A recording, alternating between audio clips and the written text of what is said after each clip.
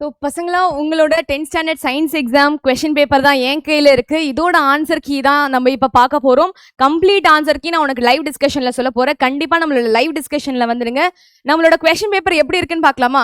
So நம்மளோட question பேப்பரில் பார்த்தோன்னா உனக்கு 1 மார்க்கை பொறுத்த வரையும் பசங்களா உன்னோட 1 மார்க் பார்த்தோன்னா மோஸ்ட்டாக உனக்கு புக் பேக் தான். இதோட எல்லா ஆன்சர்ஸுமே நான் உனக்கு வீடியோவாக போடுறேன். லைவ் டிஸ்கஷனில் வந்துடுங்க.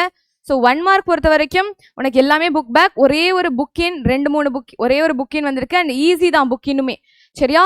So 1 mark is very easy and 1 or 2 தான் புக்கின். எப்படி இருந்துச்சு உங்களுக்கு? நீங்கள் ஏதாச்சும் விட்டீங்களா அப்படின்னு எனக்கு சொல்லுங்கள்.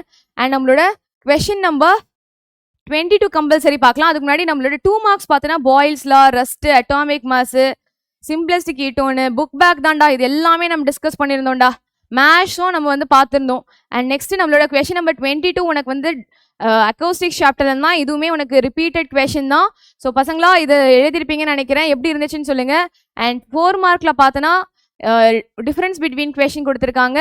அப்புறம் அப்ளிகேஷன்ஸ் உனக்கு கேட்டிருக்காங்க. ஈஸி தான், அட்டென்ட் பண்ணியிருப்பீங்கன்னு நினைக்கிறேன். எல்லாமே ஆர்ட்ஸ் கொஷின் கேட்டிருக்காங்களா? நெக்ஸ்ட் நம்மளோட நியூரான் ஸ்ட்ரக்சர் நான் கேட்ட மாதிரி வந்துருச்சு, நம்ம சொன்ன மாதிரி வந்துருச்சு. 32 இதுவுமே உனக்கு real and apparent expansion simple formula வச்சு நீ அட்டென்ட் பண்ணிடலாம்.